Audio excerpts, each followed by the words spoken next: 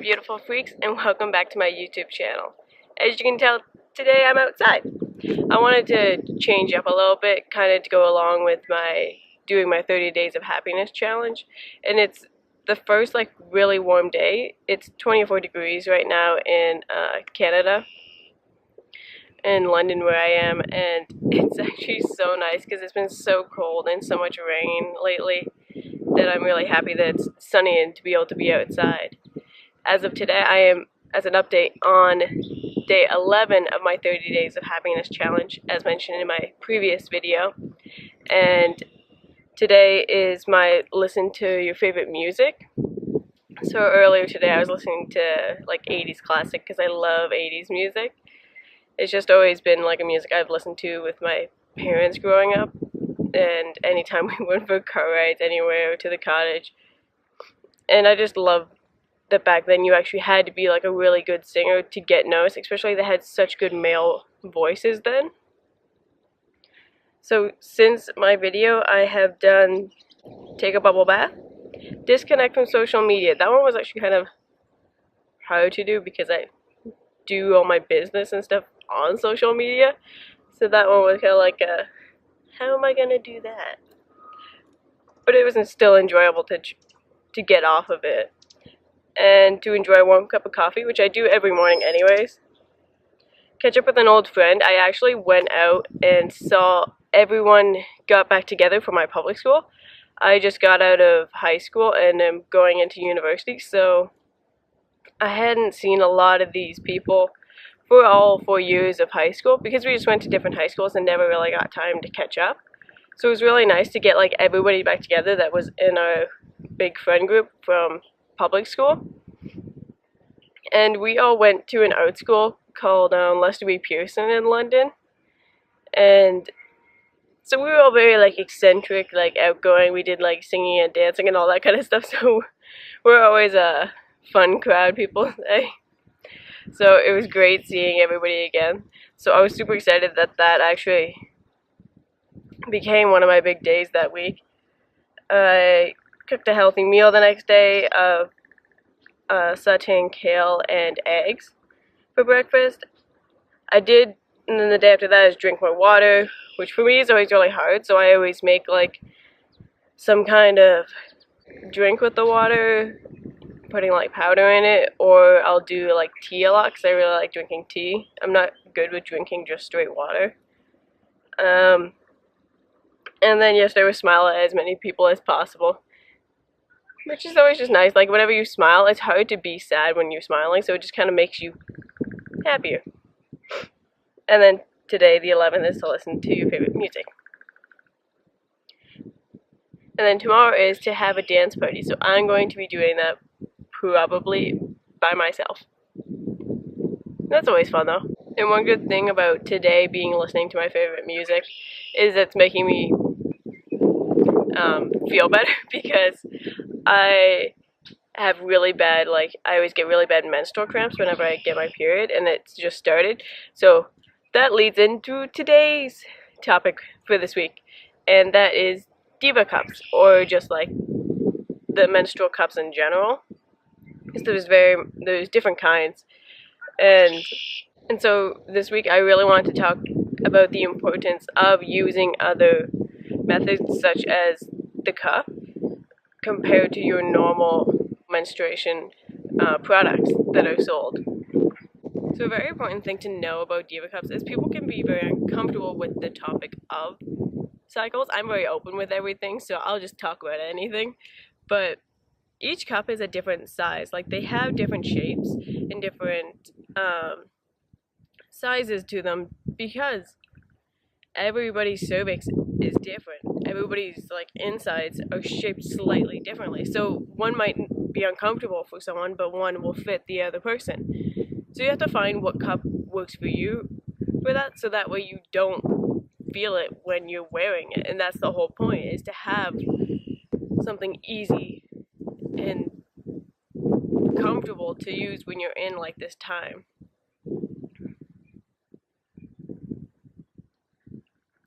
And as well as people, when they're thinking about a plastic cup, they worry about what it is made of, because some people have latex allergies. So cups are actually made of two different types of materials. You have the silicone and you have latex. So if you have a latex allergy, you can get a silicone cup, but then just know that, like, as well, silicone can still be some people can still be allergic to silicone, but it's very unlikely. So the main reason why I wanted to switch from using like tampons and such to a cup is because my mom always warned me about tampons, because they dye the cotton with like chemicals and bleach to make it perfectly white. And I'm like, I don't care what color it naturally comes in if I'm putting it inside my body. Because the thing is, then you're putting those chemicals that are in that tampon inside your body. Your skin is very susceptible and absorbs anything you put on it, really. So if you're putting in tampons or just wearing a pad that has been bleached and it's put coloring in it to put pretty designs in it, and it has a fragrance that is put into it as well, you have to think that those are all chemicals really that are being done to it. And then you're sticking that with your body, and especially when it's releasing things such as your period, that then you're also taking in still the chemicals through your skin that when you put a tampon in, or even when you're wearing a pad. So I always think of it this way. So you put lotion on to moisturize your skin, but if you think about it, your lotion could have a color in it if it's not like a normal kind of white color, or like an off-white, or it could still be colored to be perfectly white. It could have a fragrance in it, and it could have other chemicals in the lotion to preserve it. So if you think about, yes, you want to put lotion on to moisturize your skin, so you're putting that on for moisture, but then you have to think, if that's able to absorb it and moisturize your skin, where are the other ingredients going? It's all going into your skin still.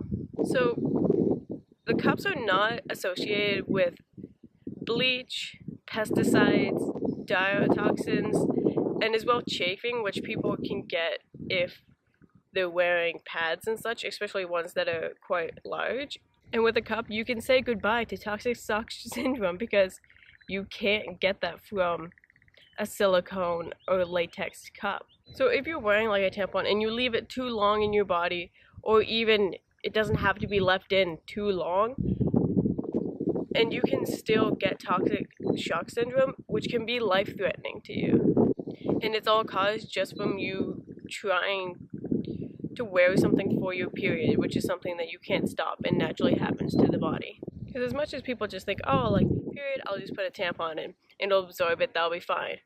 But you still gotta think how sensitive the skin inside of you is compared to your harder outside skin is, and how much more susceptible it probably is to taking in those chemicals that you're putting literally inside of you already. So even if you're thinking, I don't think like the cup is something for me, I don't think I'd like it, or like it's just not at the point where you're really ready to try it. Like, I mean, I'm 19 now, and it's taken me until now to be like, okay, yeah, I'll try it now. Then at least try and go out and buy, like, you can buy tampons and pads that are organic, so they're not dyed, they didn't use bleach on them, they didn't add any fragrances or like funky patterns to them, so they're not like these super pretty things which you're just gonna shove inside of you or wear on your underwear anyways and get them dirty and wrecked anyways. I'd rather be putting in like an off-white color tampon than one that's perfectly white, that's in 2 seconds isn't going to be white anymore anyways, just because it looks more aesthetically pleasing, when it could be harming my body without me even noticing. Another plus about cups is they actually don't mess with your moisture, your pH balance, and the tissue inside of your body. If you're using tampons, if you think that the cotton inside is actually absorbing the blood, you have to think as well that you have a natural moisture inside of your body, kind of like how your mouth salivates. It has a moisture to it, just as well as the skin inside. So by sticking cotton up there, yes, you're absorbing the blood that's up there until it gets too full, but you're also taking out the natural moisture that's in there. And as well, the chemicals will and can throw off your pH balance inside, which, as well, adding to the chemicals can cause minor problems until it becomes a bigger issue if it's used constantly throughout a long period of time. And as well, even though cotton or your tampons that you're using seem very soft to you, they can still cause microabrasions in the skin inside. So with the cup, depending on how heavy your flow is that day, usually the first day or two can be quite heavy compared to the rest of your days. And you should be able to wear the cup from 8 to 12 hours. So if you think about it, you can put it in at night, sleep through the night, empty it out in the morning, wash it off, put it back in, and then you should be good until later that day. Unless during the day you feel as though you want to empty it out, then you feel free to do so. On average, a person will bleed 35 millimeters or 2 to 4 tablespoons, or 10 to 80 milliliters, which is 1 to 6 tablespoons of fluid. And that is considered a typical monthly menstruational period. So it is rare that you would actually fill up the cup to the point that it would be spilling out. The only reason that it could be leaking, if you are trying to use one, you can still wear organic liners at first when you're still getting used to figuring out how the cup works. Because yes, it could take practice to getting used to how you put it in. But then once you figured it out, then you really don't notice it's there. And the only reason that it could be leaking is if it isn't put in properly, then it's not fully opened up inside, so it's not catching everything. A big concern with a lot of people is always if you're leaking through your pads. Am I leaking through my underwear? Is it showing? Did I get it through my pants? Because I've had before where I've been at school and I started bleeding. Didn't know, went to the bathroom. While I was in the bathroom, I'm like, oh my god, I got my period. It went through my underwear. It went through my jeans. Why did I wear light wash jeans today? So I ended up having to awkwardly make my way back to my art room, ask a friend to borrow her sweater, and call my mom and be like, I need you to come get me, or at least bring me pants. So people are always so paranoid about leaking through, but in reality you actually don't bleed that much in a menstrual period, in a monthly menstrual period. Some days can seem very heavy, and the problem is if you have a severely heavy flow, that actually could be a medical problem, or it just could be that something is off in your body and is causing that to occur, and then you should probably go get that checked. Because throughout your period, you really should only have a quarter to half of a cup as a max, really, of how much blood you do bleed. As well, one other really good thing I like about the cup, and I've been doing a lot more work on this since I started actually the 30-day happiness challenge, is looking at more ways I can reduce my waste, because I really love nature, and I want to keep this as clean as we can try to keep things. Right now I'm sitting by this pond because I love water, I love being out in nature, and I want to enjoy this as much as I can. Another thing the cups can do is they can help save the environment. So on average, a person will throw out 300 pounds of tampons, pads, applicators, and any other towelettes or anything they use for their menstrual cycle. So as you think about it, think about how much waste you go through with your cycle. You have the pad itself, if you have flaps on it, they have the weird little two things you have to rip off for those that stick to it, and then you have the wrapper itself. If you use tampons, you have a wrapper for that, and if you use applicators for tampons like I do, then you have that plastic as well to throw away. And this is all different materials, and a lot of it is plastics that don't, even though they may go to recycling at some point, they don't get fully broken down. And about 30 to 31% of all of our plastic that's thrown away ends up in the ocean. So it's something that we've become accustomed to, but there's so much waste that actually goes through with that. And at the same time, one thing I don't like is how expensive menstrual products are. Like, to go out and buy things, you have like different size paddings you get. You get like night ones because they're bigger, and then you got like day ones, and you got liners, and you got tampons, and if you use like the moist towelette things, you got all this stuff you buy, and it all comes individually packaged, so that way you can take them like one at a time places. And so you got to think that all that garbage adds up to a lot for just one monthly cycle, and then it keeps repeating and repeating through each month, through each year that you're alive, and it adds up. One other thing as well is, my mom talked about this before when she was trying to use the cup, is that if you are like her and always very paranoid about bleeding, you could realize that, oh my god, while I'm out in public, I might have to empty out my cup or feel like I need to.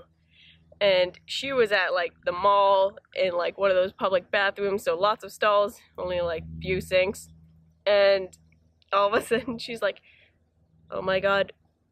She like took it out, dumped it out, flushed and all that, and then she's like, oh my god, I have to like, I want to rinse it out in the sink before putting it back in. And she's sitting in the stall like, oh my god. So things like that can be very embarrassing or feel very awkward, and people can feel ashamed of it, which is truly sad, because if you think about it, yes, everyone who has a period and has a cycle has to deal with it.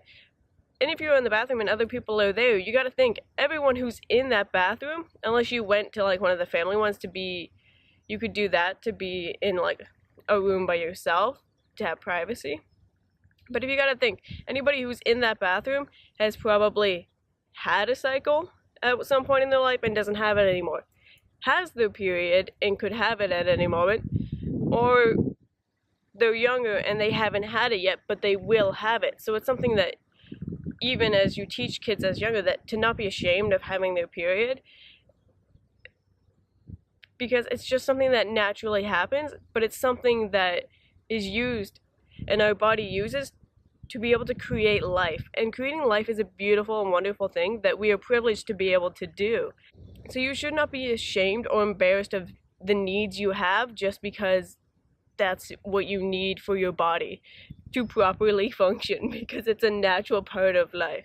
So as much as people are like, oh my god, you like period blood, that's so gross. Sorry, it's my own blood, so I don't care when it's mine. But you should not be ashamed or afraid of anything. I know, especially when you're younger and you're in like public school and you have to go to the bathroom, and a teacher's like, I'm like, can I go to the bathroom? And the teacher's like, no, you can wait until this lesson's over. And you're like, I think I'm getting my period. Let me go to the bathroom and check. And some kids are just too afraid or ashamed or embarrassed to say anything, to be like, yes, I have a period. I am bleeding right now. Like, my one friend and I, we used to always joke, we had a male homeroom teacher, and we'd be like, can we go to the bathroom? And you'd be like, oh, wait till the end of the lesson. Or like, wait till I'm done talking. And we're like, but it's flowing out of me like lava. And you'd be like, oh my god, no, go to the bathroom, just leave. And that was like the easiest way to get out of, like, to go to the bathroom, was to literally be like, dude, I'm bleeding, like, I need to go. As well as even people that have their own periods still think it's gross. I don't care. It's a natural cycle. It's a natural process in my body that I'm proud to have if it means that I can have children later on in my life. And I wouldn't want to do anything to mess that up. And it's kind of the same as how men don't like the idea of, like, a lot of times men don't want to hear about this stuff unless they have, like, they grew up really close to their mother and kind of, like, can understand this stuff. Or they don't like the idea of women breastfeeding in public, because, ew, that's gross. Like, why would you do that in front of us? When it's like, this is something I have to do to feed my child. Like, they're both part of that natural human cycle where we can create life. It's something that's needed, it's something that's necessary, and it's something that people have been doing for ages on because it's something we have to do. And it's something that's like a natural thing that for us to do. And it's like, why are you shaming us and shaming people for having this and having this ability and to do this?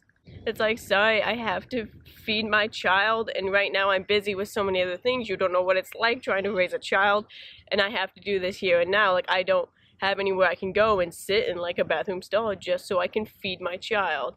Or like, sorry that if I'm in a bathroom and I have to come out into the sink and wash off my cup, that I'm like, you're not touching anything that's really touched my cup that I'm washing out. So don't mind me. In general, I just think that sometimes, as another thing for women confidence and just confidence for people in general, is that we should really be helping younger people that are growing up with this to be more confident in themselves and to be more confident in what they need to do. And especially something that comes natural to us, that they don't understand very much growing up, and just something that you have to think, even though the smallest, I always like to think, the smallest things can matter. So yes, you changed your pad like 3 times in one day, and that's like a handful of garbage. Then think about that for like 5 days, or however long your cycle is, and then repeating that each month, and then for each year, it adds up. So just remember that, yes, people may find that the cups can be cumbersome because at the end of your cycle or during it, you may boil it. People will do that often at like night sometimes before putting it back in, just to make sure it's very clean. But you're not creating any more waste. You're not harming the environment with it. And then you're also not harming yourself because you're not putting all these extra chemicals in that people do to make everything more aesthetically pleasing. Not everything needs to be beautiful and needs to be all fragranced and all colorful, when I think that I am perfectly imperfect, like my shirt says, the way I am, and that my cycle is something that's beautiful to me in and of itself. So thank you for listening to my pros of using a cup and reasons why someone would benefit from using one. And as always, leave a like down below and comment if you use a cup or would like to transfer it to a cup, or just have had problems before with people shaming you or being embarrassed about your cycle. Let me know by commenting down below, and subscribe for more videos to see me every week. And as always, wear what you want to wear, believe in yourself, be who you want to be, and never stop loving yourself. XO Summer.